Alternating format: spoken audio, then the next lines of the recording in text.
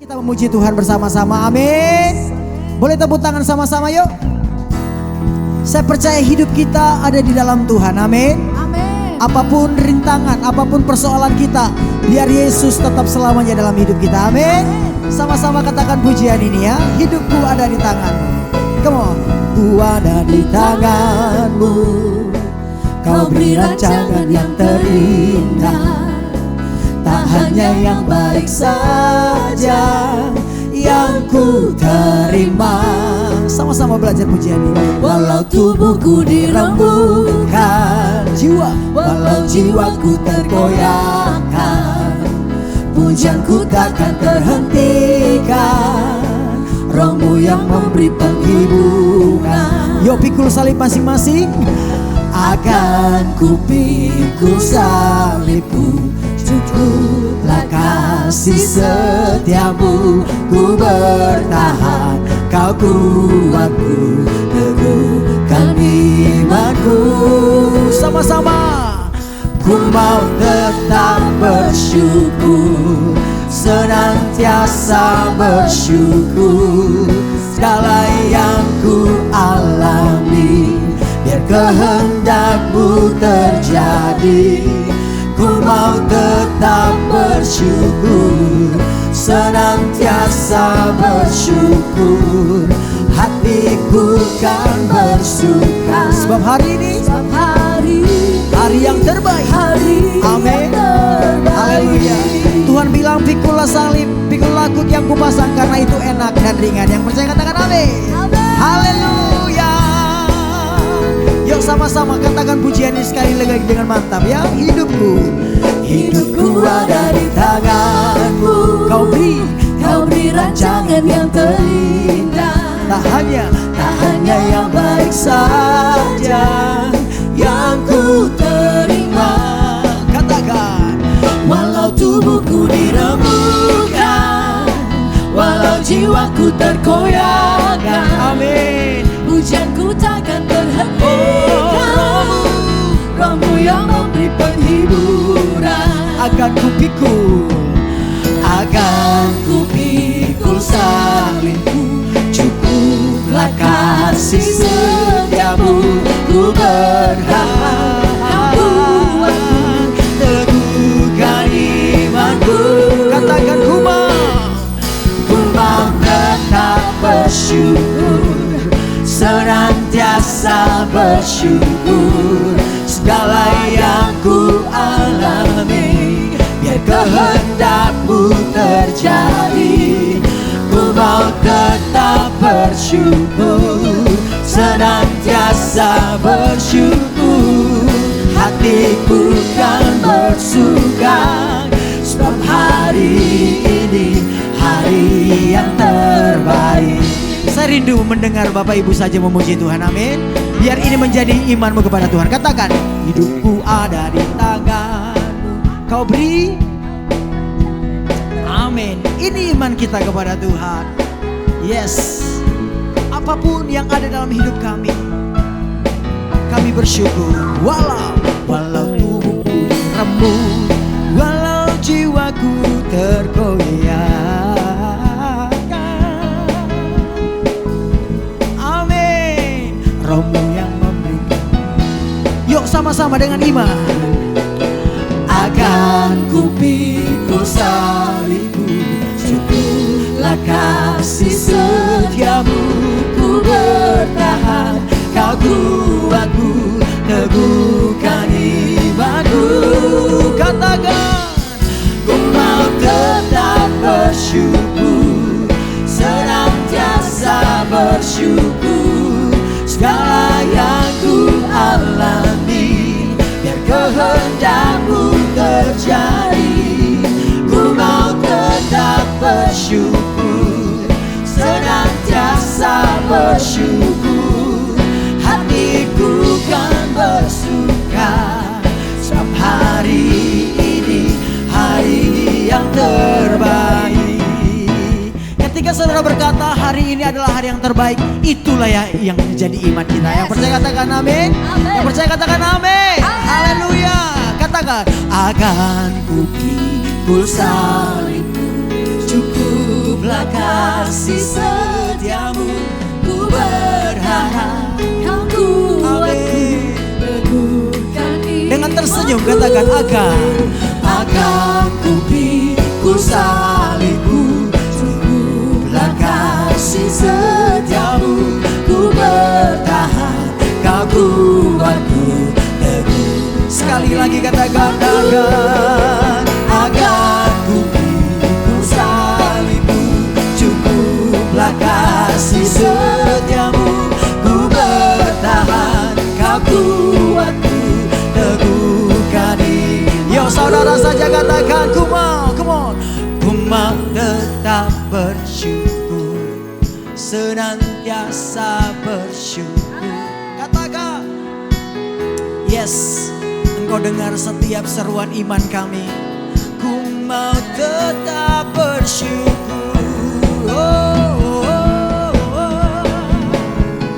Haleluya. Hatiku bersuka sebab hari ini hari yang terbaik. Yo sama-sama lagi.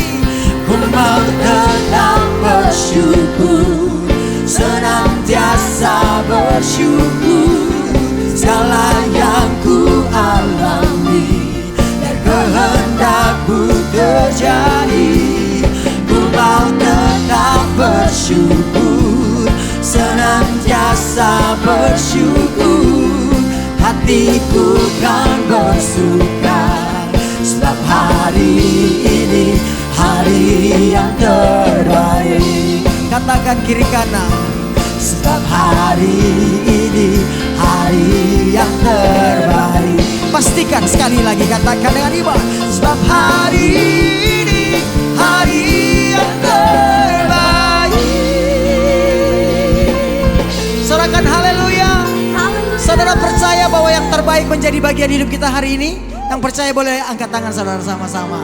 Aku diberkati, aku dilimpahi, karena Allah sanggup, Amin. untuk menyediakan. Aku diberkati, aku dilimpahi atas sempurna anugerah Tuhan bagi. Yuk tepuk tangan sama-sama yuk. Yang diberkati katakan amin. Yang diberkati katakan haleluya. Amin. Nyanyikan pujian ini. Katakan kasih setia. Kasih setiamu nyata bagiku, Hikmat kebajikan tersedia. bagiku. Katakan sebab Allah sanggup. Amin. Sebab Allah sanggup limpahkan segalanya. Katakan anugerah Tuhan Dan anugerahnya sangat besar bagiku. Boleh tepuk tangan sama-sama ngomong. Aku diberkati, aku dilimpahi, karena Allah sanggup untuk menyediakan. Aku diberkati, aku dilimpahi atas sempurna anugerah Tuhan bagiku. Tepuk tangan sekali lagi dong bagi Allah kita. Amin. Semua karena anugerah Tuhan kita diberkati, dilimpahi. Amin. Haleluya. Yuk sekali lagi katakan kasih Setiamu nyata bagiku, hikmat kebajikan tersedia bagiku. Sebab Allah sanggup limpahkan segalanya, dan anugerahnya sangat besar bagiku. sama-sama yuk dengan sukacita.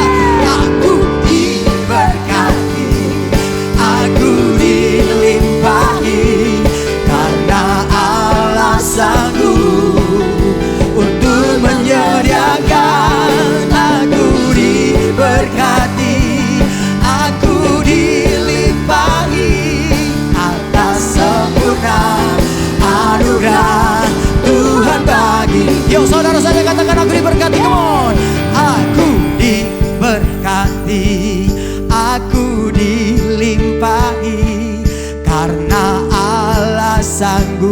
Siap saudara lebih lagi diberkati? Yes. Sekali lagi. Aku diberkati, aku dilimpahi, karena Allah sanggup untuk menyediakan. Aku diberkati, aku dilimpahi atas sempurna anugerah Tuhan bagiku. Yang percaya katakan amin. Katakan haleluya. Sorakan haleluya. Tuhan baik, bahwasanya untuk selamanya kasih setianya. Kasih tepuk tangan sekali lagi bagi Tuhan. Haleluya, haleluya, haleluya, haleluya. Kami percaya Tuhan, berkat-Mu tidak pernah berhenti bagi kami. Berkat-Mu tidak pernah berhenti tercurah atas kami. Kami tahu karena kami adalah umat-umat pilihan-Mu, imamat yang rajani, kepunyaan Allah sendiri. Dan kami dijagai seperti biji mata-Mu Tuhan. Terima kasih, kami bangga punya Tuhan yang baik. Dan kami katakan, sekali Yesus, selamanya Yesus dalam hidup kami. Apapun keadaan kami, waktu berlimpah, waktu kurang, waktu kami kuat, waktu kami lemah, tetap Yesus yang menjadi kebanggaan kami. Kasih tepuk tangan buat Tuhan Yesus saudara. Amin. Silakan duduk kembali Bapak Ibu kasih Tuhan. Terima kasih Tuhan Yesus. Terima kasih Bapak.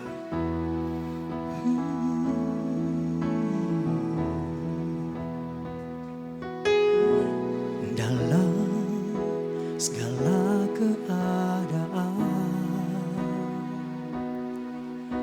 waktu berlimpah maupun kurang, tetap Yesus yang mempesona hatiku. Dia beri damai dan kesempatan baru. Di setiap musim kehidupan, waktu ku kuat maupun lemah, tetap Yesus yang mempesona hatiku. Dia beri hidup dan kesempatan baru. Sekali Yesus, selamanya Yesus. Harapanku tak akan hilang, karena kasih-Nya sekarang ku ada. Oh Yesusku, ku cinta Kau selamanya. Sekali Yesus, sekali Yesus, selamanya Yesus. Harapanku tak akan hilang, karena kasih-Nya sekarang ku ada. Oh Yesusku, ku cinta Kau selamanya. Yuk sama-sama katakan pujian ini dari hati kita. Dalam segala keadaan, waktu berlimpah maupun kurang, tetap Yesus yang mempesona hatiku. Dia beri damai dan kesempatan baru. Di setiap musim kehidupan, waktu ku kuat maupun lemah, tetap Yesus yang mempesona hatiku. Dia beri hidup dan kesempatan baru. Sekali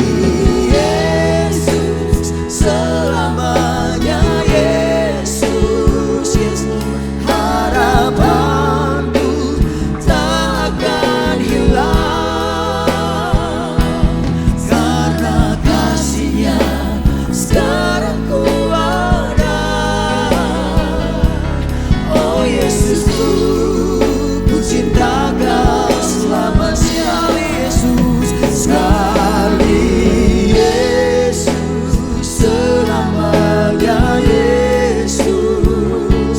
Harapanku tak akan hilang,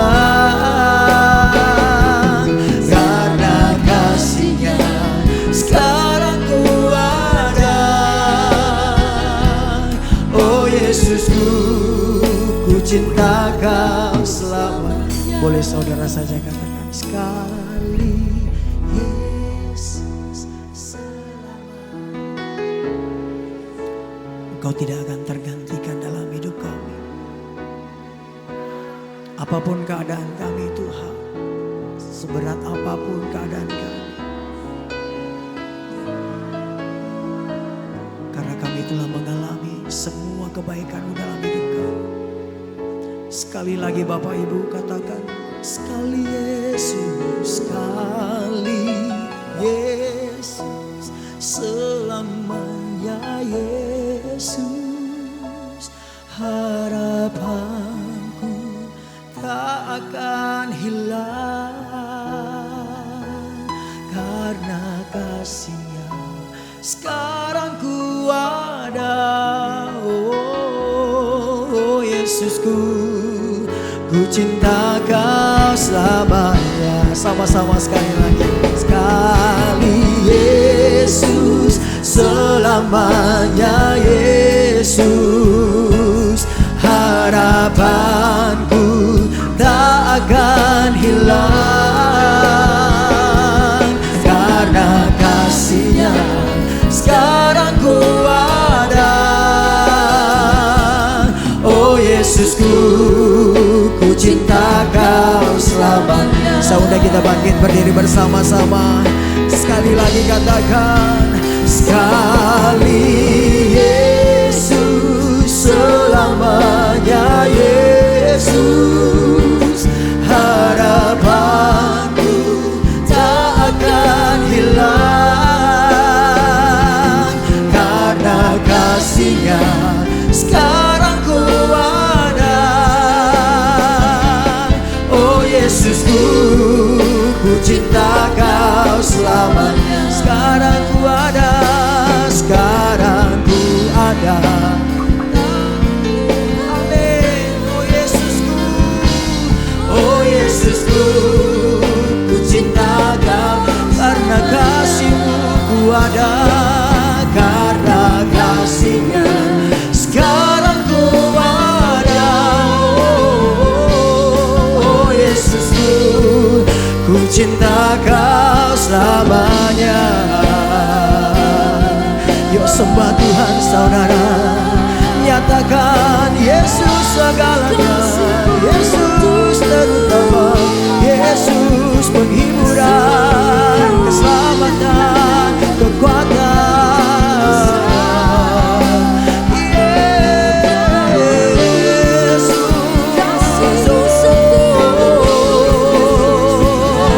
Sebab kasih setia-Mu tidak pernah meninggalkan kami Tuhan.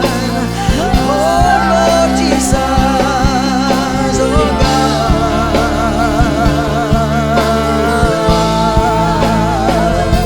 Kami rindu Engkau Tuhan, kami rindu Engkau Yesus. Biarlah segenap hati kami, segenap jiwa kami selalu menyembah dan bersyukur.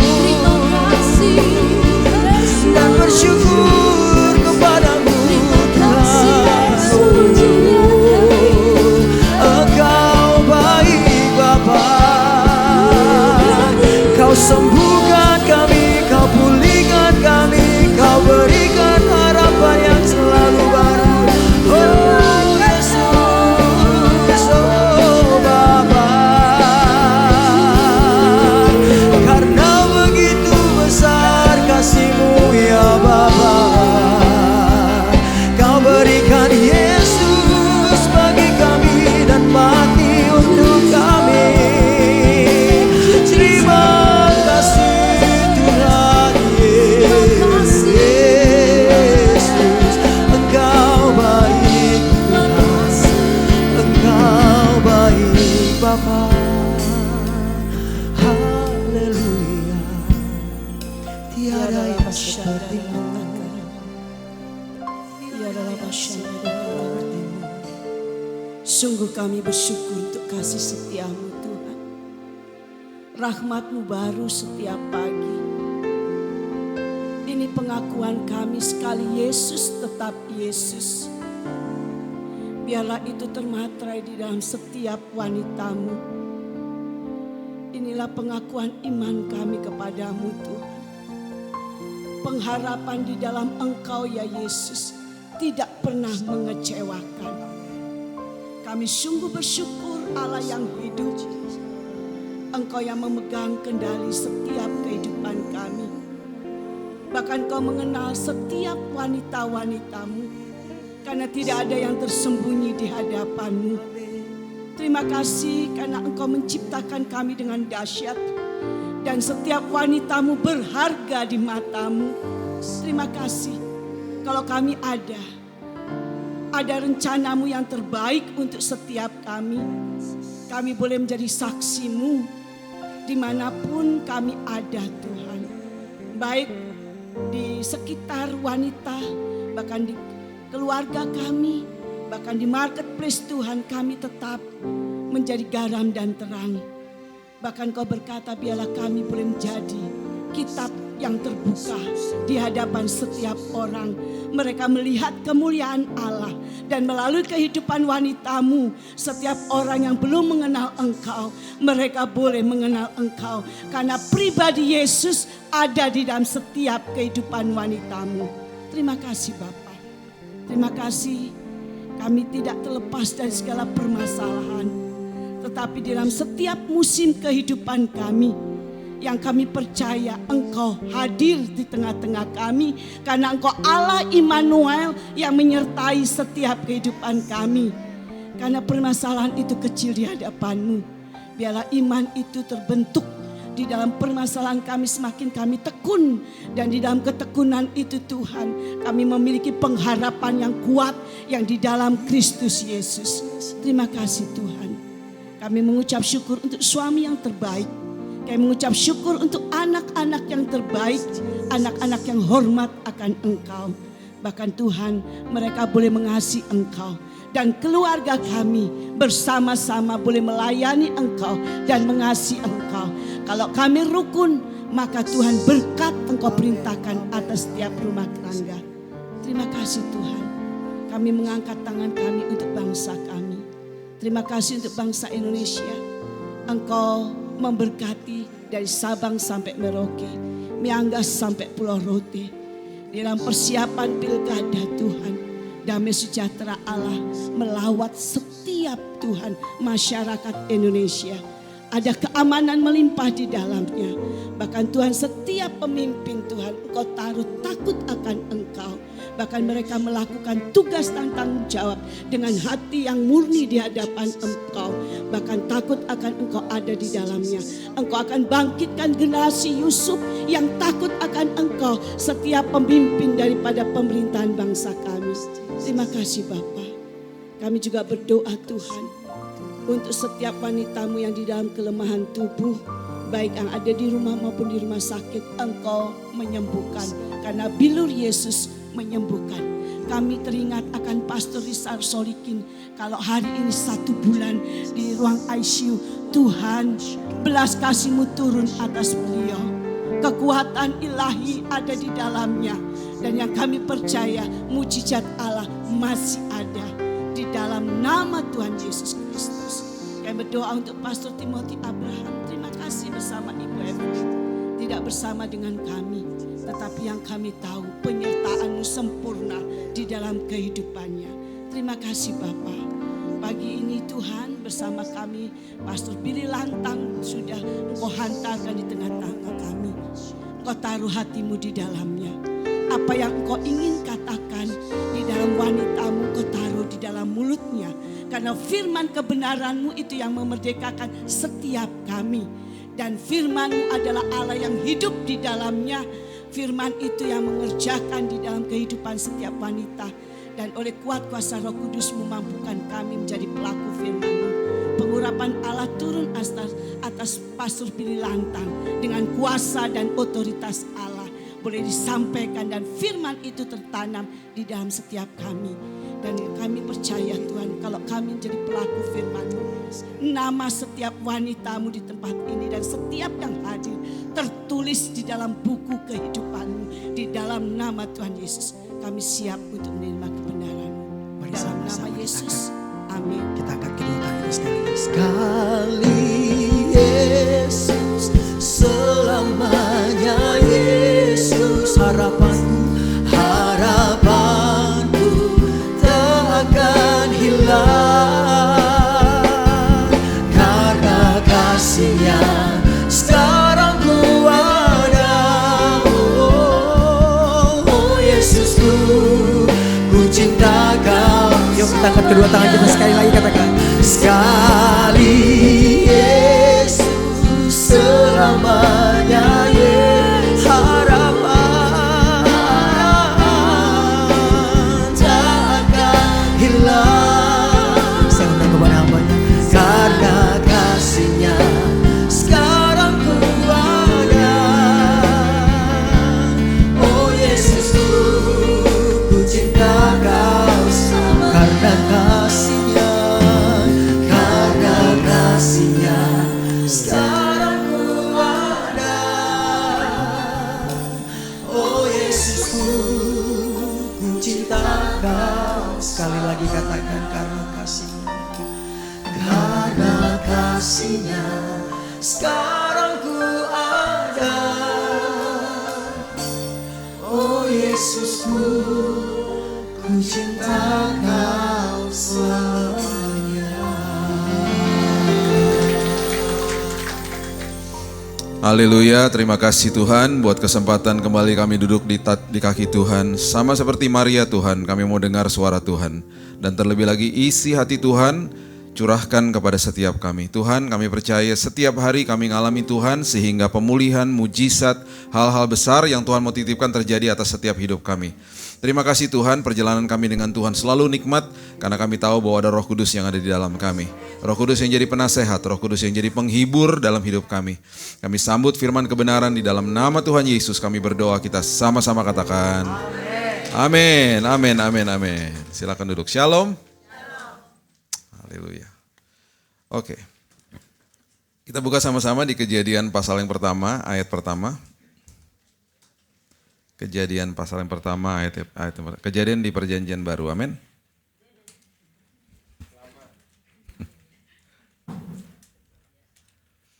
Saya pernah bilang begitu di ibadah jam 6 pagi, semuanya amin. Karena belum bangun. Oke. Pada mulanya Allah menciptakan langit dan bumi. Pada mulanya Allah menciptakan langit dan bumi. Pada mulanya berarti Tuhan menciptakan pertama kali adalah waktu. Tuhan kasih semua kita waktu dan kita terkurung sebenarnya di dalam sebuah waktu. Satu hari ada 24 jam, kemudian satu tahun ada 365 hari, bahkan masa tugas kita di bumi dikasih tahu 70 kalau kuat 80 tahun. Ada di Mazmur 90 ayat 10 ya. Jadi itu semuanya sudah dikasih sama Tuhan. Kita terkurung di dalam waktu, itu disebut kronos dari kata chronological. Makanya biasanya kronologisnya gimana sih gitu. Itu dari kata itu, kronos. Jadi waktunya manusia. Kemudian Tuhan itu tidak bergerak di dalam kronos. Tuhan bergerak di dalam kairosnya Tuhan. Dia bergerak di dalam waktunya Tuhan. Dia tidak pernah terbatas sama siapapun dan apapun. Itu sebabnya besok hari Rabu, Tuhan sudah ada di sana, menyiapkan yang terbaik bagi kita. Tuhan sudah bentangkan semua rancangan indahnya Tuhan. Itu sebabnya firman Tuhan bilang begini, ketika Abraham melihat ada kota yang ada di depan yang dia akan kunjungi, atau kota yang tadinya dia nggak tahu dia harus pergi, Alkitab mengatakan kota itu sudah memiliki dasar, karena sudah diletakkan dasarnya sama Tuhan. Oke? Pada mulanya Allah menciptakan langit. Langit berarti Tuhan menciptakan selain waktu, Tuhan ciptakan ruang. Kita dikasih ruang sama Tuhan. Ruang di mana kita berada, itulah harus kita tanggung jawab. Ruang di keluarga, ruang di tempat pekerjaan, dimanapun kita berada. Pelayanan, itu ruang. Kita harus kelola ruang itu dengan sebaik-baiknya. Di dalam ruang itu Tuhan akan tempatkan orang-orang. Jadi orang-orang yang ada di dalam ruang itu nggak kebetulan. Ya. Semuanya ada di situ, kelola dengan sebaik-baiknya. Jadilah orang yang punya hati hamba, perilakunya rajani. Ya, itu harus mengerti dasar-dasarnya supaya kita hidup ini jadi warga kerajaan sorga dan juga sebagai utusan ambasador daripada kerajaan surga. Jadi nggak malu-maluin gitu loh ya. Jadi ngerti gitu. Jadi dimanapun saya berada, ibadah saya terus jalan. Ibadah saya dimanapun saya berada, saya mempersembahkan hidup saya kepada Tuhan. Pujian itu mudah. Kita dapat sesuatu kebaikan dari seseorang, bahkan dari Tuhan, kita bisa memuji Tuhan. Penyembahan itu susah. Penyembahan membutuhkan semua kehidupan kita dan raga kita bilang sama Tuhan, Tuhan apapun yang terjadi, Engkau tetap baik dalam hidupku, Engkau tetap luar biasa atas hidupku, aku mempersembahkan hidupku kepada Tuhan. Itu penyembahan. Pujian penyembahan bukan sekedar lagu, itu hanya sarana. Ya, pujian penyembahan itu lebih dalam daripada itu. Nah, orang yang menyembah Tuhan adalah orang yang memberikan segala-galanya kepada Tuhan setiap hari, bahkan apapun yang terjadi dia akan tetap katakan Tuhan baik. Itu penyembahan. Orang yang memuji Tuhan belum tentu dia bisa menyembah Tuhan. Orang yang menyembah Tuhan pasti hidupnya penuh pujian.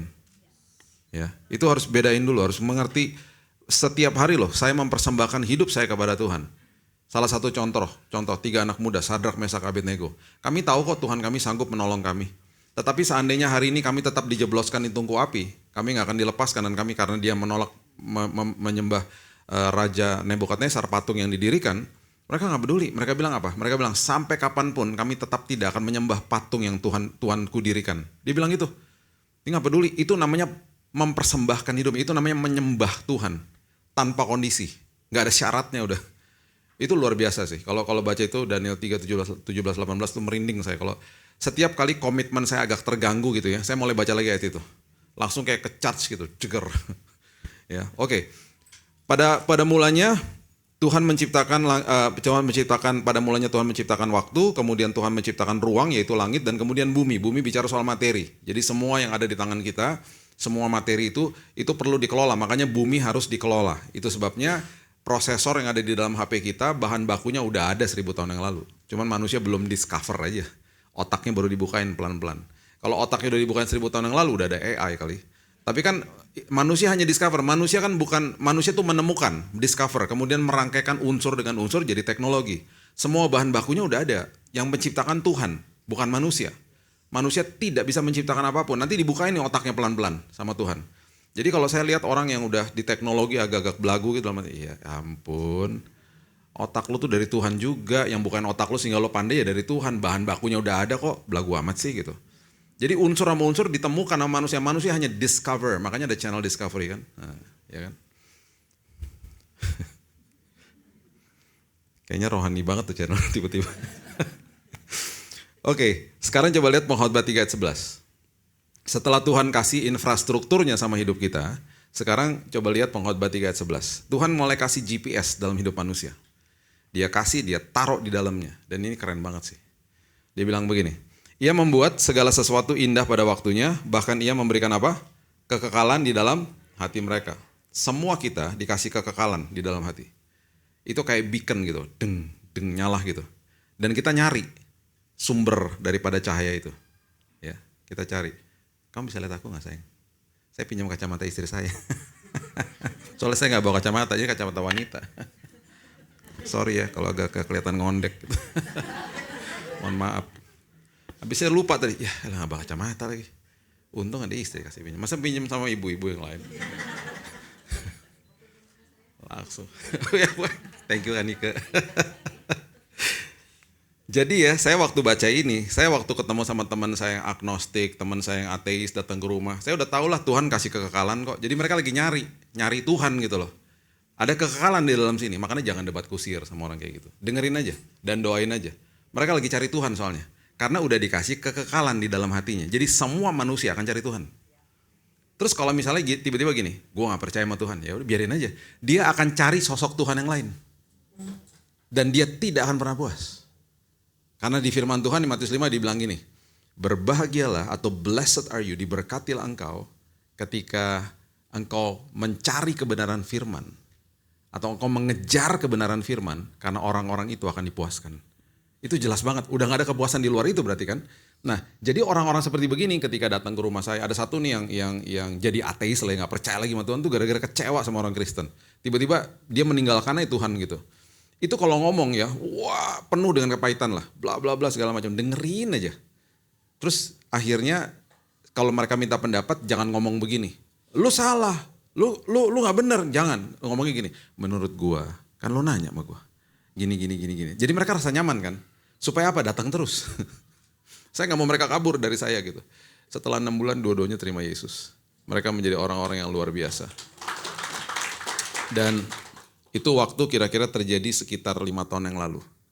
Yang ateis itu beberapa bulan lalu dipanggil pulang sama Tuhan. Dan hidupnya sudah diserahkan untuk Tuhan. Dan saya sangat bangga, saya sedih banget, itu teman baik saya soalnya. Dan saya bangga lihat hidupnya yang selama 5 tahun terakhir dia berapi-api untuk Tuhan. Bahkan dia kalau telepon saya bisa sampai malam dia bilang ini, Bill, thank you banget ya.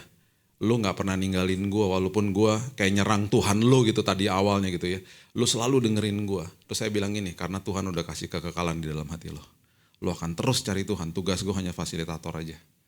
Jadi jangan debat kusir sama orang kayak gitu. Kita nih diminta untuk jadi penolong bagi mereka gitu loh ya. Nah itu sebabnya kita kan ngalamin perjalanan hidup nih. Kita lagi ngalamin perjalanan hidup ya. Nah dalam satu perjalanan yang udah pasti, yang harus kita pastikan, jangan bawa ekstra bagasi dari masa lalu. Jangan bawa extra luggage dari masa lalu. Bahaya banget. Berarti apa? Bawa sampah dari masa lalu. Ya, extra luggage kalau kita bawa ke airport itu pasti kita di charge. Pasti di charge. Dulu awal tahun 2000, saya waktu masuk di yayasan saya, kan keluarga saya yang mendirikan toko buku Immanuel, jadi ada yayasannya, ada penerbitannya. Penerbitan kami, publishing house-nya tuh cukup aktif gitu ya. Saya punya 2 tante yang kerja di situ awalnya, waktu saya masuk, saya gabung sama mereka, 2 tante saya udah senior banget. Mereka tuh dari muda, temenan itu sama Oral Roberts, Billy Graham, T.L. Osborne, Kenneth Hagin, Derek Prince. Dan kalau dulu tahun-tahun 60-70 datang ke Indonesia, Oral Roberts datang ke Indonesia, yang ngurusin mereka. Jadi gaulnya sama pendeta-pendeta kayak begitu. Jadi saya tuh besar tahun 60 berapa gitu, tiba-tiba papa saya keliling-keliling Jakarta pakai toa, tau gak? Hadirilah KKR dulu boleh. Hadirilah KKR di ini Stadion Utama Senayan dulu, belum GBK namanya kan. Boleh tuh sekarang mana boleh timpukin batu. Hadilah KKR, hei turun loh. Dulu boleh tuh kayak gitu.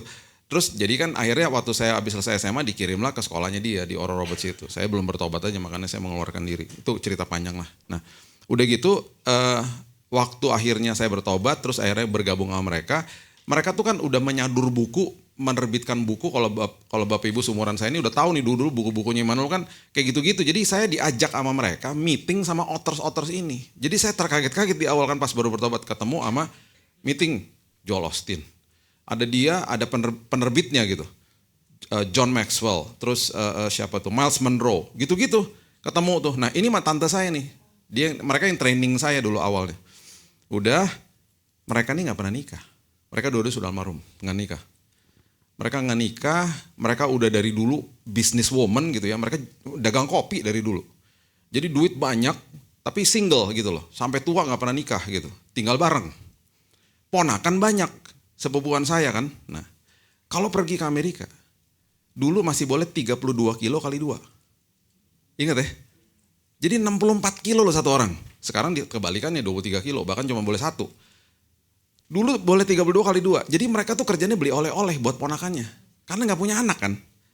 Itu kalau beliin oleh-oleh. Bukan coklat-coklat begini batangan. Bukan. Sepatu. Tas.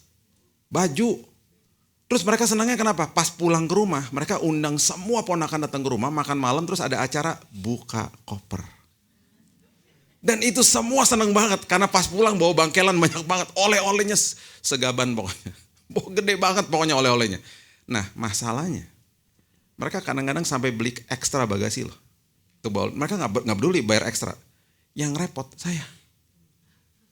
Karena saya ngangkatin kopernya. Karena mereka udah tua-tua. Jadi saya ngangkatin kopernya, yang repot saya. Jadi orang kalau bawa ekstra bagasi, yang repot adalah orang yang traveling bareng-bareng dia. Betul gak? Nah orang yang bawa sampah dari masa lalu, ngerepotin orang sekitarnya. Akhirnya mereka mencemarkan orang di sekitarnya, mereka buat orang sekitarnya kepahitan gara-gara mereka. Karena bawa sampah dari masa lalu. Orang ya yang bawa sampah dari masa lalu, biasanya indikasinya mereka suka muter-muter sesuatu yang ada di otaknya tentang kejadian masa lalu. Jadi gini, bisa aja kita ditabur benih kepahitan sama orang terdekat sama kita. Dan kemudian kita timbul akar kepahitan. gara-gara orang itu. Bisa aja, semua bisa terjadi sama siapa aja. Yang kedua, kita kecewa sama diri kita sendiri. Karena kita buat kesalahan dan kita nggak bisa ngampunin diri kita sendiri. Kemudian yang ketiga, orang banyak yang trauma sama kecewa sama Tuhan. Kecewa sama Tuhan. Contoh, saya doain seorang teman yang akhirnya jadi teman baik saya. Setelah 4 tahun, beliau dipanggil pulang. Istrinya waktu telepon saya, jadi teman dekat, itu teriak-teriak bilang, "Bil, aku mau bunuh diri aja, Bil." Kemarin hari Minggu saya ketemu sama dia di gereja. Dia udah dipulihkan Tuhan. Dia baru ngaku sama saya, "Bil, kamu tahu gak, ada satu hari aku lagi di Plaza Indonesia, aku udah pengen terjun dari situ. Aku mau loncat dari situ." Kecewa. Ada seorang yang sekarang gini, kalau orang tua kita udah tua, udah sepuh, bahkan kita udah relakan kalau mereka pergi pulang, itu mungkin agak normal. Tapi kalau tiba-tiba pasangan kita dipanggil pulang sama Tuhan, terus tiba-tiba anak kita dipanggil pulang sama Tuhan. Saya punya teman yang datang kepada saya, sama istri saya, dia bilang, "Saya kehilangan anak saya 21 tahun. Waktu sedang kuliah di Jerman. Waktu dia ke sana jemput anaknya. Dia tuh kalau nggak dipegangin sama temannya, dia mau lari ke kereta, mau bunuh diri udah. Terus kita mau ngomong apa sama orang kayak gitu? Terus kita mau datang ke rumah duka, kita nggak ngerti cara ngomongnya, kita ngomong gini, "Kamu harus kuat ya." Enggak, mereka nggak harus kuat. Bahkan orang yang datang ke rumah duka mendingan diem aja, jangan ngomong. Banyak salah ngomong ntar. "Kamu harus kuat ya." Enggak, mereka nggak harus kuat, mereka harus nangis. Kita mulai ngomong-ngomong berusaha menyempurnakan kondisi. Mendingan ya kasih pundak kita dan nangis bareng mereka. Udah, itu paling benar udah. Karena akhirnya semua yang kita lihat di depan kita tuh orang-orang yang pergi kepada Tuhan sih enak-enak aja. Yang ditinggalkan, yang berduka, kita mau ngomong apa? Karena manusia tidak terkondisi untuk berpisah dengan orang yang dia kasihi. Momen-momen seperti begini dalam hidup kita, tiba-tiba udah lewat ya. Tiba-tiba kita ada momen-momen, tiba-tiba kita gini, keinget sama masa lalu. Contoh, teman saya ngomong gini, "Gue gak demen banget tuh ngeliat tuh orang." "Kenapa emang?" "Gak tahu." "Lo kenal sama dia?" "Enggak." "Lah gimana sih?" Terus pas diusut punya usut, gue kalau ngeliat tampangnya nginget seperti orang yang dulu pernah nyakitin gue. Nah, ada momen dalam hidup kita yang nge-trigger memori kita dan membuat kita bangkit amarah, bangkit ingatan masa lalu, membuat kita langsung bisa stres, bisa depresi dalam sesaat, bisa lagi senang-senang nih ngomong sama teman, tiba-tiba dek gitu, kita bisa diem. "Lo kenapa?" "Gak apa-apa." Gitu. Kita ngomongnya gitu. "Gue gak apa-apa." Padahal kita lagi kesal, kenapa? Tiba-tiba ada kata-kata dari teman kita yang lagi kita hangout, lagi ngopi, tiba-tiba kata-kata itu ingatin kita sama sesuatu yang pernah kejadian masa lalu dan kita membuat kita langsung dek. Itu ngeri loh. Di momen-momen seperti begitu manusia bisa tiba-tiba depresi. Teman saya bilang gini, "Gue gak bisa lihat, Bil, kalau lagi ada pasangan jalan. Gue inget sama pasangan gue. Gue inget suami gue yang dipanggil pulang sama Tuhan. Gue gak bisa, Bil, lihat anak kecil. Gue inget sama anak gue yang 5 tahun dipanggil pulang sama Tuhan. Gue gak bisa, Bil, lihat anak 21 tahun cowok yang lagi gagah, lagi main basket. Gue inget sama anak gue." Mau ngomong apa coba? Alkitab punya kunci buat semuanya. Semuanya Alkitab punya kuncinya. Kalau kita mau baca Alkitab. Karena itu buku manual. Di Alkitab momen-momen seperti begitu disebut momen, namanya momen api arang. Maksudnya apa? Sebelum kita sampai ke situ, saya cuma mau kasih tahu begini. Di dalam hidup kita ya, kalau kita masih muter-muterin kejadian masa lalu, itu berarti kita masih belum lepas dari masa itu. Bahkan kalau orang menyakiti kita, kita masih puter-puterin di kepala kita. Kita masih bilang gini, ntar ya satu hari gue ketemu sama dia, kalau dia ngomong gini gue akan ngomong gini, kalau dia ngomong gini gue akan ngomong gini, kalau gue ketemu gue akan diem dulu, atau diputer-puterin semua rekaman sama dia. Ntar ya kalau gue ketemu, gue kayak gimana muka gue, dia belajar depan kaca. Ntar kalau gue ketemu dia, gue diemin nih pokoknya. "Halo Sasha." "Hai, baru lihat." Udah lama ketemu. Kayak gitu-gitu pokoknya. Terus itu momen-momen yang kita mulai mikir-mikirin di otak kita. Coba lihat ya. Amsal pasal yang keempat. Coba lihat. Amsal pasal yang keempat. ayatnya yang ke-23. Amsal 4 ayat 23. Jagalah hatimu dengan segala kewaspadaan karena dari situlah terpancar kehidupan. Kehidupan tuh terpancar dari situ. Kita masih muter-muterin, masih direkam-rekam di dalam otak kita, yang terjadi kayak begitu. Kemudian akan terjadi apa? Keluar sampah. Yang di dalam sini sampah kan, yang keluarnya sampah. Mulutnya pasti kalau deket-deket orang seperti begitu, gosip lah, kemudian gak jauh-jauh dari asumsi lah, negatif lah, gampang tersinggung lah, sensitif lah. Roma 3 ayat 14 mengatakan begini, mulut mereka penuh dengan sumpah serapah. Dan kemudian ujung-ujungnya sakit nanti badannya. Badannya bisa sakit-sakit, tubuhnya sakit akhirnya. Kisah Rasul 8 ayat 23 mengatakan begini, sebab kulihat bahwa hatimu telah seperti empedu yang pahit dan terjerat dalam banyak kejahatan. Tubuhnya sakit. Dan ini yang paling bahaya, yang saya katakan tadi. Orang yang ngalamin momen seperti begini, dan dia tidak lepaskan sampah dari masa lalu, dia masih bawa sampai hari ini. Ini yang terjadi. Ibrani 12 ayat 15. Perhatikan kalimat ini Bapak Ibu. Ibrani 12 mengatakan, jagalah supaya jangan ada seorang pun menjauhkan diri dari kasih. Dengan kata lain, ingat ini baik-baik ya, jangan jauh-jauh dari kasih karunia. Oke? Kenapa? Karena gini, kalau engkau jauh-jauh dari kasih karunia, nanti akan terjadi begini, agar jangan tumbuh akar yang pahit. Kenapa kalau ada akar yang pahit? Akar yang pahit akan membuat apa? Menimbulkan kerusuhan dan mencemarkan banyak orang. Kita kalau nonton TV ya, lagi nonton demonstrasi terus ada kerusuhan, kesel gak gitu? Ini apaan sih ini orang-orang kurang kerjaan, siapa sih ini dalangnya? Pasti kan gitu, kita gitu. Apalagi terjadi mau kota kita tiba-tiba, buat macet aja gitu. Kita gak sadar, kita bawa sampah dari masa lalu. Kita menimbulkan kerusuhan loh kepada orang di sekitar kita. Dan kita mencemarkan hati mereka.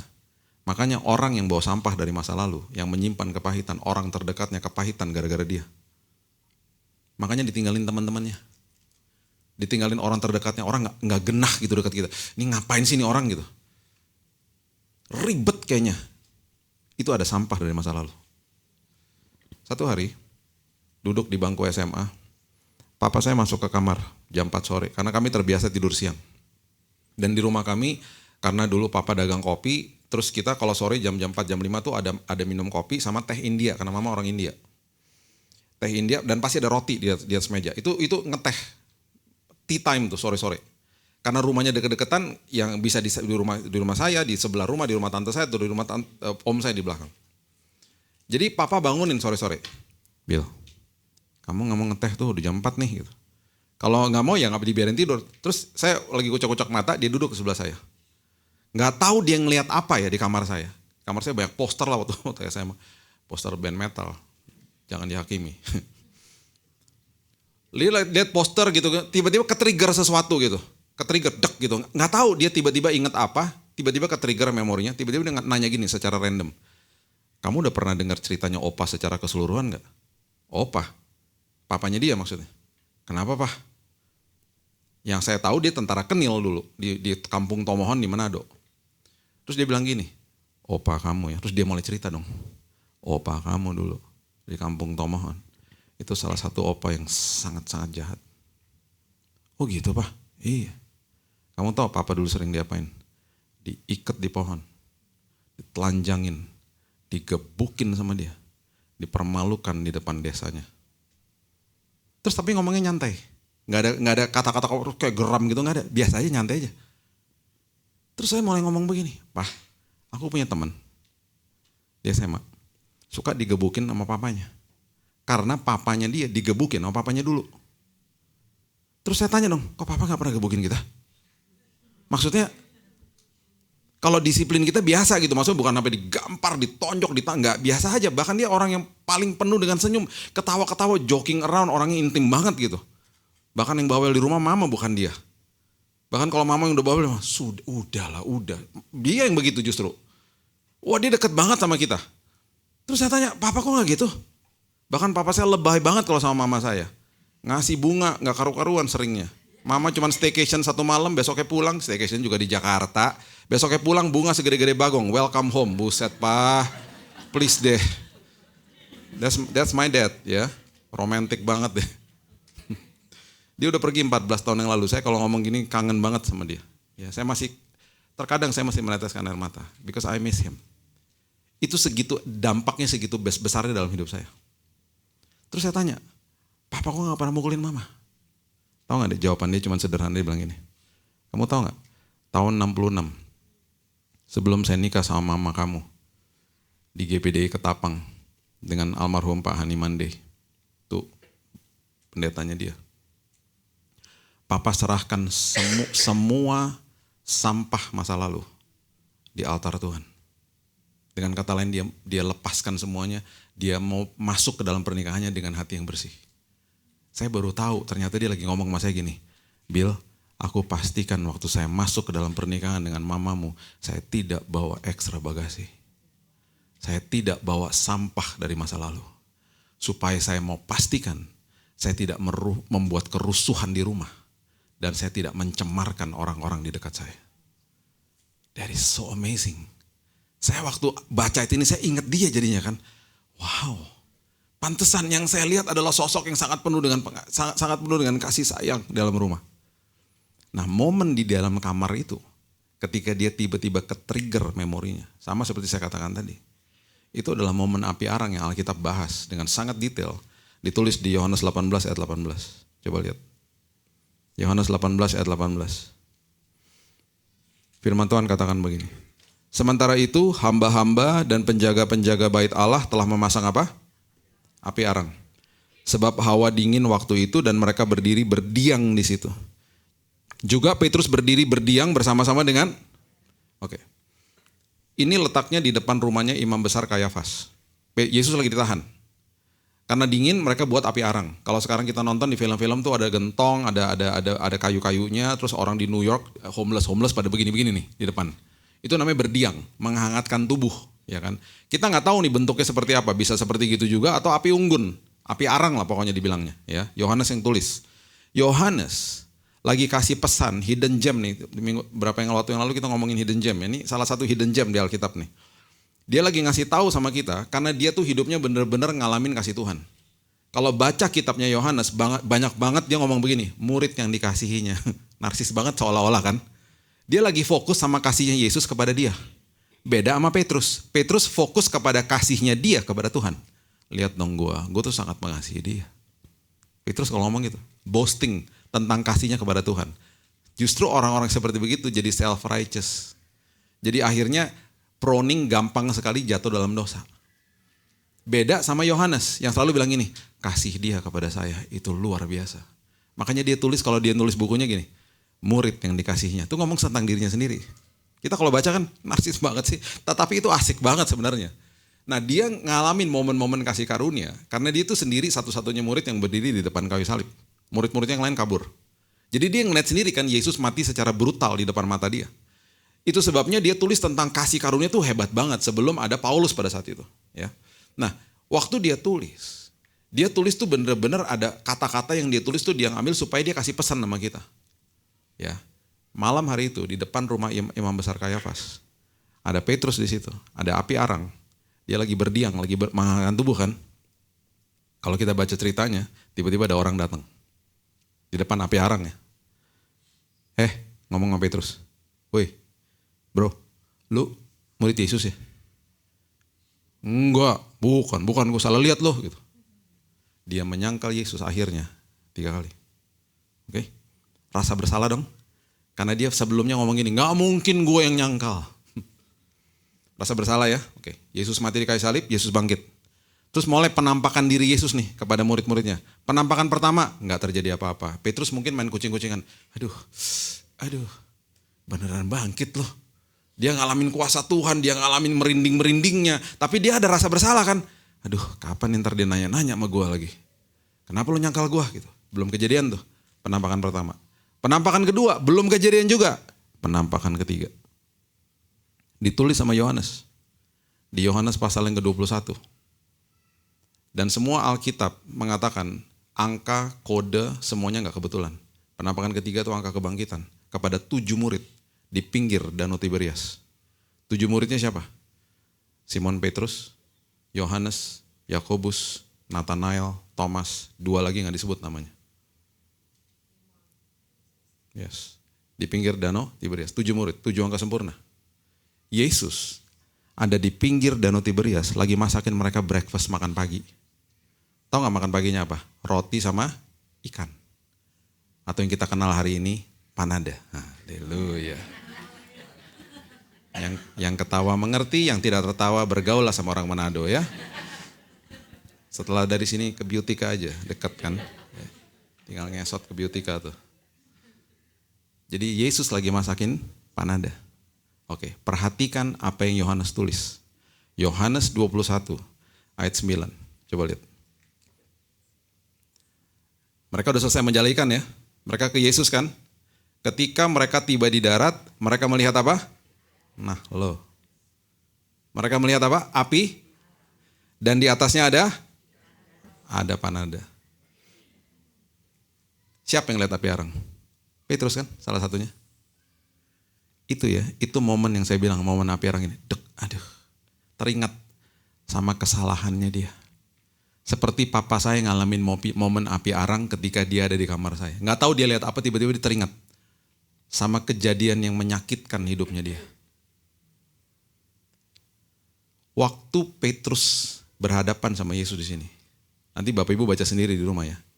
Akhirnya di ayat ini, di pasal ini, Yesus akhirnya berdialog sama dia. Ketika ada api arang. Dia lagi ngasih tahu sama kita, kalau kamu ingat tentang apapun yang menyakitkan di masa lalu, dekat-dekat dengan kasih karunia. Dia lagi kasih tahu begini sama Petrus. Dan dia bertanya 3 pertanyaan sama Petrus. Dia cuma ngomong gini, kamu sayang gak sih sama aku? Do you love me? Dia gak tuduh, dia gak ungkit lah. Dia gak bilang Petrus bodoh, dan gak pernah. Karena dia lagi ngasih tahu gini, aku tuh sayang banget sama kamu, aku mati dan bangkit buat dirimu. Kamu sayang gak sama saya? Dia mau Petrus pulih hari itu. Dan kemudian dia katakan juga 3 pernyataan, dia bilang ini, gembalakan domba-dombaku. Kamu harus pulih, jangan bawa sampah dari masa lalu, karena aku mau kamu jadi berkat bagi banyak orang. Tidak membuat kerusuhan, gak mencemarkan orang-orang di sekitarmu. Dan akhirnya kalau kita baca Kisah Rasul pasal yang kedua dan ketiga, ketika dia berkhotbah, 3.000 orang terima Yesus di gereja mula-mula. Dia menjadi pilar gereja mula-mula. Saya cuma mau kasih tahu begini, ketika ada momen-momen api arang dalam hidup kita, kita teringat sama masa lalu kita. Ingat, kasih karunia Tuhan itu sangat dekat dengan kita. Dia mau kita pulih, dia mau kita ngalamin kuasanya, supaya kita gak bawa sampah dari masa lalu. Dan perhatikan setiap kali kita perjalanan kehidupan, pilih orang-orang yang ada di ring satumu, orang-orang yang satu nilai, bukan satu hobi. Saya paling kesel kalau udah ada pasangan mau datang mau menikah gini. Kenapa mau menikah? Iya karena kesukaannya sama om. Pengen saya jitak. Kita kesukaannya sama. Kesukaannya sama. Harus senilai. Senilai kalau hobinya sama itu nilai plus. Bukan ring satu berarti orang yang satu nilai. Saya punya teman yang gaulnya sama orang yang satu hobi tapi tidak satu nilai. Kebawa lama-lama. Karena Amsal 13 ayat 20 bilang begini. Siapa bergaul dengan orang bijak menjadi bijak. Tetapi siapa berteman dengan orang bebal jadi malang. Jadi pastikan orang yang paling dekat itu satu nilai. Kita kalau ada tukang paket datang ke rumah kan pasti di depan pagar posisinya. Karena kita gak kenal sama dia. Layernya kan begitu tuh, mulai dari layer yang paling luar. Paket, gak mungkin kita gini, mas kebuka pintu masuk aja, gue di kamar nih masuk sini, ke kamar aja masuk. Gak mungkin, kita keluar, kita suruh mbak keluar, suruh ambil paketnya. Pak RT datang ke rumah, saya kalau ketemu sama dia di teras. Teman saya ini Yosi nih. Saya buka kamar, udah di meja makan, lagi makan. Makin dekat, makin masuk ke dalam kan. Ada 2 teman saya. Yang ketika istri saya gak di rumah. Saya bangun pagi di tempat ini, kenapa TV gue nyala tiba-tiba. Lu dari mana? Gila lu. Di sebelah saya di tempat tidur. Gaby udah pergi dari pagi. Makanya gue datang pelan-pelan. Suruh tidur. Makin dekat, kayak best friend dari kecil. Makin dekat, makin dikit orangnya. Dan pastikan satu nilai. Bukan satu hobi. Kalau hobinya sama itu nilai plus bahkan. Saya sama sahabat saya hobinya sama, plus nilainya. Ya. Terus kalau lagi dalam perjalanan, perhatikan pinjem petanya orang. Makanya ada yang namanya konseling. Konseling pranikah tuh ya, yang mau nikah kan belum pernah ke jalan itu kan. Dia lagi pinjam peta sama orang yang udah pernah ke situ. Makanya dia nanya, gimana sih caranya gitu. Terus nanti saya harus bagaimana ya kalau istri saya bete misalnya. Saya harus gimana kalau suami saya begini gitu. Pinjam peta kan. Makanya Paulus bilang begini, Filipi 4 ayat 9. Filipi 4 ayat 9. Apa yang telah kamu pelajari dan apa yang telah kamu terima dan apa yang telah kamu dengar dan apa yang telah kamu lihat padaku, lakukan itu. Maka Allah sumber damai sejahtera akan menyertai kamu.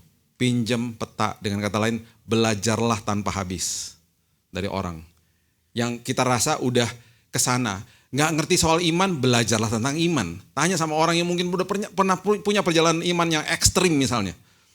Nggak ngerti soal sebuah hubungan, tanya sama orang yang udah pernah mengarungi sebuah hubungan yang jatuh bangun dan lain sebagainya. Udah punya pengalaman di situ. Saya punya teman anak 21 tahun bilang gini, Kak, saya lagi pacaran sama orang tidak seiman. Saya harus gimana? Ya udah, lu nanya sama gua kan. Ya udahlah putusin aja, ngapain sih lu wasting your time lah, ngapain sih gitu. Nah, itu seolah-olah kayak begini karena saya juga pernah gitu kan dulu. Jadi itu kayak gini nih, ada orang datang. Saya baru balik dari jalan situ. Terus dia nanya sama saya, Bill, itu kalau ke sana kemana? Buntu jalannya. Saya kan bilang gitu kan, buntu. Makanya gue balik nih. Terus tau gak dia bilang apa? Thank you ya udah dikasih tahu. Tapi gak apa-apa, gue akan terus aja ke sana. Entar lihat aja entar gimana. Entar lihat aja entar gimana, tetap aja buntu. Bener gak? Jadi akhirnya dia datang lagi kepada saya setelah berapa bulan nangis-nangis. Gue dibohongin sama pacar gue. Ya kan gue udah bilang buntu. Gimana sih lo? Pinjam peta. Makanya banyak orang kejar event, bukan persiapan. Orang kejar mau nikah duluan, persiapan ntar. Nggak bisa. Perhatikan ini, janji tidak akan pernah bisa menggantikan persiapan. Jadi orang berpikir gini kalau nikah, yang penting gue janji kan depan altar, depan Tuhan. Tapi nggak ada persiapan. Kan yang penting gue janji ntar. Janji nggak bisa gantikan persiapan. Seorang pemain datang ke pelatihnya bilang gini, Coach, aku janji coach, kalau coach mainin aku nanti aku pasti janji aku main yang terbaik. Tapi dia gak pernah latihan, terbaik gak? Gak bisa lah. Makanya ada orang gini, minta konseling Kak, kapan nikahnya? Minggu depan, goodbye, bye. Minggu depan. Itu namanya ngejar event, bukan ngejar persiapan, tuh basa-basi aja gitu loh. Makanya ketika ada orang dulu ya 10 tahun lalu datang ke saya, konselingnya 1,5 tahun. Hampir saya tolak di awal, karena saya bilang gini, ini lagi. Tiba-tiba saya tanya, emang berapa lama lagi? Tiba-tiba dia ngomong gini, 1,5 tahun lagi Kak. Hah? Hebat banget, iya kan dengar khotbahnya kakak. Gitu. Tiap hari Rabu datang ke rumah dulu. Jam 7.30 habis mereka kerja. Bisa stay sampai jam 12. Mereka bertengkar di depan kita. 1,5 tahun. Mereka bilang gini, lebih baik kita putus sekarang daripada ntar. Saya ya datang udah mungkin ribuan pemberkatan nikah selama saya hidup. Saya gak pernah datang ke pemberkatan nikah dan saya nangis. Kecuali pernikahan mereka. Dan pernikahan saya juga sama dia. Nangis saya. Karena saya lihat orang yang jaga kekudusan mereka ciuman pertama kali di depan altar. Dan saya tahu kan perjalanan mereka. 1,5 tahun menyiapkan diri. Oh sekarang kalau ditanya, how are you? Bagaimana kabarnya? Kak, we are so enjoying our marriage life katanya. Kita seneng banget Kak gitu. Pinjam petanya orang soalnya. Dan yang terakhir, Tuhan selalu kasih rambu dalam hidup ini. Dikasih rambu-rambunya sama Tuhan. Ya. Ayat terakhir mengatakan begini, ayat Amsal 27 ayat 12. Kalau orang bijak melihat malapetaka bersembunyilah ia. Tetapi orang yang tak berpengalaman berjalan terus lalu kena celaka. Oke. Jadi ini minggu lalu ya kejadiannya. Sorry ya sayang, saya harus ceritain kamu. Istri saya ini pergi ke, ini pertama kali ini saya cerita ada dia. Dari kemarin saya cerita di mana-mana di gereja-gereja dia nggak hadir. Jadi agak-agak susah nih ceritanya nih. Istri saya ini orang ini intim. Kalau di DIS dominan intim stabil cermat, dia intim, ada intimnya. Semua tuh kalau kita dites kepribadian tuh ada kelebihan sama kekurangan. Intim itu kelemahannya adalah kurang teliti. Tapi temannya banyak. Saya kalau dites stabil cermat. Stabil cermat itu orangnya teliti. Kekurangannya kurang fleksibel, itu aja. Ya banyak lagi yang lain. Nah kita banyak penyesuaian lah di awal-awal. Jadi ya dia yang namanya HP kehilangan ketinggalan di toilet juga udah pernah kejadian ya. Karena kurang teliti kan. Nah kalau traveling sama saya, paspor saya bawa semuanya. Karena kan saya teliti. Saya bukain semua satu-satu di mobil dilihat lagi, teliti. Jadi mereka tenang semuanya. Minggu lalu ada ponakan kami wisuda di Australia. Jadi dia harus pergi sendiri karena saya nggak bisa. Jadi kan dia harus pegang paspor sendiri. Keluar dari kamar, saya udah tanya, paspor udah nggak? Udah. Dan dia modelnya nggak suka kalau tanya-tanyain terus. Kan pikirnya bawel saya, ya kan? Di mobil saya tanya lagi, paspor udah nggak? Udah, bawel banget sih kamu. Jarak dari rumah saya ke Soekarno-Hatta itu 30 kilo. Jauh. Mau keluar dari kompleks rumah saya, tiba-tiba ada suara dalam hati saya. Bill, tanya lagi sama istri kamu dan sekarang suruh buka paspornya. Tuhan, barusan gue tanya dia bete loh Tuhan. Ini sekarang gue suruh buka paspornya apa gak bete nih? Ntar dia turun lagi dari mobil, naik taksi. Enggak, dia gak gitu. Dia gak gitu loh orangnya. Ini saya exaggerating aja. Tapi saya bilang, Tuhan saya barusan nanya dia bete gitu. Jadi saya akhirnya memberanikan diri, sayang boleh gak lihat paspornya? Udah bawa nih, udah bawa. Enggak buka. Ih kamu tuh ya bener-bener ya. Dia buka paspornya. Bapak Ibu. Paspor kalau paspor lama. Itu biasanya di halamannya ada bekas guntingan. Betul ya? Ya, bekas guntingan ya. Jadi pas dia buka di sebelah saya kan posisi begini, di posisi supir ya. Ada guntingan. Di mobil tiba-tiba langsung hening. Kita mengheningkan cipta. Dan tiba-tiba ada suara yang sangat lembut. Iya salah paspornya. Terus saya juga diam aja. Saya cuma tanya gini, jadinya gimana? Ya udah pulang aja. Untung kan belum keluar dari kompleks perumahan ini. On the way pulang saya bilang gini, kamu bisa bayangin gak? Kita udah 30 kilo. Kamu di depan counter Qantas. Kamu buka paspornya. Kamu kaget. Salah bawa paspor. Kan gak bisa pakai KTP. Kan ini bukan domestik. Saya posisi udah ngapain? Udah jalan dong pasti kan. Jalan pulang kan. Pasti dia apain? Telepon. Kamu cepetan pulang. Aku salah bawa paspor. Cepetan pulang. Ambil paspor yang benar. 30 kilo pulang. Balik lagi 30 kilo. 60 kilo toh. Jam 4 sore di Jakarta, kelar lah. Macet kan? Ketinggalan pesawat. Pastinya. Jadi pas on the way pulang saya bilang, makanya denger-dengeran sama suami. Yang diurapi Tuhan. Yang bisa mendengar suara Tuhan. Ya enggak? Udah gak ada bantahan-bantahan. Iya katanya. Udah kan dia masuk ke dalam rumah, dia keluar lagi. Saya gak mau percaya. Coba buka lagi. Soalnya jangan-jangan ntar paspor gue dibawa. Gila, paspor gue dibawa gimana? Ntar sampai di sana paspornya bener sih, paspor yang bener, cuma paspor gue salah kan. Jadi buka lagi. Udah beres, udah baru kita jalan. Bapak Ibu tahu gak? Awalnya kan Jakarta tol banyak ya. Awalnya diarahin ke situ. Pas buka Google Map lagi diarahin ke tempat yang baru dan udah nggak jadi 1,5 jam, jadi 1 jam karena rupanya macet di situ udah terurai. Kenapa? Tuhan selalu pimpin hidup kita. Amin. Walaupun ada hal-hal yang nggak enak, Tuhan kasih rambu di dalam sini. Ada suaranya di dalam sini. Jangan ke kanan, jangan ke kiri. Ya, itu Tuhan. Yang terakhir, kita mendarat beberapa tahun yang lalu di kota namanya Calgary, Kanada. Kita paham sama Kanada lah, karena kita nikah di sana, pertua di sana. Tapi kita nggak pernah ke kota Calgary. Biasanya kita ke Vancouver. Nah, karena saya ketemu sama hamba Tuhan, teman saya. Bill, lu kesini ya? Oke, saya bawa keluarga saya, kita mendarat, sewa mobil, masukin koper semua di mobil, belum sampai check-in. Dia bilang, lu makan siang dulu sama gua. Oke. Ke downtown, ke tempat restoran, nggak dapat tempat parkir. Oke. Akhirnya ada tempat kosong. Puji Tuhan dalam hati, buru-buru parkir karena lu kelaparan makan. 2 jam setelah selesai makan, ke tempat mobilnya lagi, mobilnya hilang. Mobilnya hilang. Saya antara percaya dan gak percaya, ini kan negara aman, kok hilang sih mobil, lagian mobil sewaan juga ngapain dicuri gitu. panik, telepon 911. I want to report stolen car. Dia lagi on hold, taruh saya on hold. Tiba-tiba saya lagi muter-muter begini, tungguin telepon. Tiba-tiba saya baru lihat ada rambu di situ, tempat saya parkir. Tulisannya gini, loading zone. If you park here, you'll be towed away. Kalau kamu parkir di sini, kamu akan diderek. Karena ini tempat bongkar muatan. Mobil-mobil yang bongkar. Karena memang saya baru perhatiin itu gedung kantor. Jadi kalau untuk UPS, DHL, FedEx tuh di situ tuh bongkar muatannya gitu. Gak boleh lama-lama. Cuman ada tulisan, di bawahnya ada tulisan lagi, 5 minute only gitu. Jadi gak boleh lama-lama memang. Terus ada boxnya, jadi kalau orang kasih muatan tuh cuma di drop di boxnya, ntar ada yang ngambil, katanya begitu. Gak boleh lama-lama.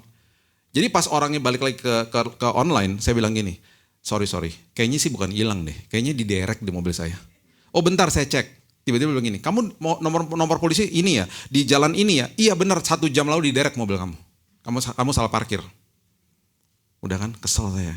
Dalam hati gini, duh kenapa sih gak perhatiin? Ada rambu cuman kecil. Nyebelin, jadi saya kan gak lihat. Waktu saya ngambil mobilnya, dendanya 1,8 juta. Makin kesel kan? Dan saya paling kesel sama mbak yang ngurusin saya. Karena saya ngomong gini sama dia, Mbak, saya ini dari Indonesia. Rambu di Indonesia tuh gede-gede. Kenapa di sini rambunya kecil-kecil? Saya jadi nggak lihat, tau nggak? Tau nggak dia bilang apa? Tau nggak dia bilang apa? Tapi kan ada. Lu aja nggak lihat. Sebel saya tau nggak ngeliatin dia tuh. Ini momen api arang nih, lagi ingat-ingat. Tapi saya udah nggak kepahitan. Saya nggak kepahitan sama dia. Cuman saya kesal aja gitu. Maksudnya gini, jangan sampai ada rambu dari Tuhan. Cuman karena kita nggak peka, kita nggak mau buka mata rohani kita nggak dengar-dengaran akhirnya. Tuhan selalu kasih rambu di dalam kita. Mungkin lewat orang lain nenggor kita. So, nikmati perjalanan hidupmu. Jangan bawa ekstra bagasi. Cari orang yang senilai. Pinjam petanya orang. Dan ingat selalu minta rambu dari Tuhan. Ada damai sejahtera, ada sukacita, melangkahlah dengan iman. Saya percaya kita sampai ke tujuan dengan aman dan nyaman. Amin. Berikan tepuk tangan kita untuk Tuhan kita. Bapak yang baik, terima kasih Tuhan buat pagi siang hari ini. Kami mengucap syukur buat firman Tuhan meteraikan dalam hidup kami. Karena kami juga sudah dimeteraikan sama Roh Kudus. Kami mengucap syukur buat kebaikan Tuhan. Kalau hari ini Tuhan kami diingatkan mungkin dengan kejadian-kejadian yang tidak mengenakan di masa lalu. Ada momen-momen api arang dalam hidup kami. Kami percaya kami gak jauh-jauh dari kasih karunia Tuhan. Pemulihan dari Tuhan terjadi. Supaya hidup kami terus, kami mau moving on Tuhan. Dan kami percaya Tuhan punya banyak rencana yang indah bagi hidup kami. Dan kami percaya Tuhan, perjalanan kami bersama dengan Tuhan itu nikmat. Karena kami berjalan bersama dengan Raja atas segala Raja. Sumber atas segala sumber dalam hidup kami. Dan kami percaya kami mengalami Tuhan, mengalami kasih karunia Tuhan. Sehingga tidak akan pernah timbul akar kepahitan dalam hidup kami. Kami gak akan buat rusuh, kami tidak akan mencemarkan orang lain. Karena orang lain berjumpa dengan kami, justru mereka diberikan berkat Tuhan. Karena mereka melihat Yesus dalam hidup kami. Terima kasih Bapak, meteraikan ini Tuhan, karena kami juga sudah dimeteraikan sama Roh Kudus. Hanya di dalam nama Tuhan Yesus, kami sudah berdoa dan mengucap syukur, kita sama-sama katakan. Amin. Tuhan berkati. Yang diberkati kasih tepuk tangan dong buat Tuhan Yesus sekali lagi. Luar biasa, saudara diberkati, amin. Terima kasih Pastor Billy, sangat-sangat diberkati dengan firman Tuhan hari ini. Tuhan Yesus memberkati Pak, amin. Baik, sedikit pengumuman saudara, Sunday Service 11 Agustus 2024, ibadah onsite jam 10 akan dilayani oleh Ibu Charlotte Priyatna di tempat ini. Di Sampurna Strajit Square North Tower lantai 3. Woman of Love 13 Agustus 2024 jam 11 siang akan dilayani oleh Ibu Charlotte juga. Charlotte apa Charlotte sih? Charlotte. Oke. Di tempat ini saudara. Jangan lupa ajak saudara-saudara teman-teman semua. Ya, puji Tuhan. Ada pengumuman tambahan untuk ibadah KOF gabungan tanggal 15 Agustus 2024. Akan ada KOF gabungan untuk KOF Senayan Bacon plus KOF Karet Bacon ya, maaf ya. Ya, plus Cof Senayan City pukul 6:30 malam di Senayan City Residen di tempat ini saudara. Dan akan dilayani oleh Bu Charlotte juga. Tanggal 16 Agustus 2024 akan ada Cof gabungan untuk Cof United dan Cof Serpong dan juga Cof Taman Anggrek pukul 6:30 malam di Taman Kebun Jeruk Blok W3 nomor 9 dan akan dilayani oleh Ibu Charlotte juga. Puji Tuhan. Mari kita bangkit berdiri bersama-sama. Dan saudara yang akan memberikan persembahan bisa masukkan langsung ke dalam kotak persembahan ya. Tuhan Yesus berkati. Sama-sama kita angkat tangan kita yuk. Ku percaya janji-Mu ajaib terukir dalam kehidupanku. Ku berserah di dalam kekuatan-Mu. Hanya Kau segalanya bagiku. Ku percaya janji-Mu ajaib terukir dalam kehidupanku. Ku berserah di dalam kekuatan-Mu. Ku percaya, ku berserah di dalam kekuatan-Mu. Ku percaya. Sekali lagi saudara kepada Babi di dalam kekuatan-Mu. Ku percaya.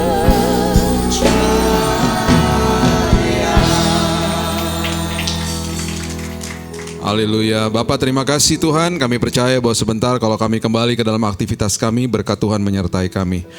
Kita buka tangan kita bersama-sama, kita terima berkat dari Tuhan.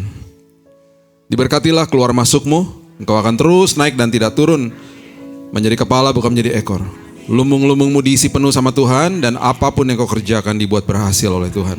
Ada perlindungan penyertaan Tuhan yang khusus atas hidupmu dan ada kesehatan atas tubuh, jiwa dan rohmu.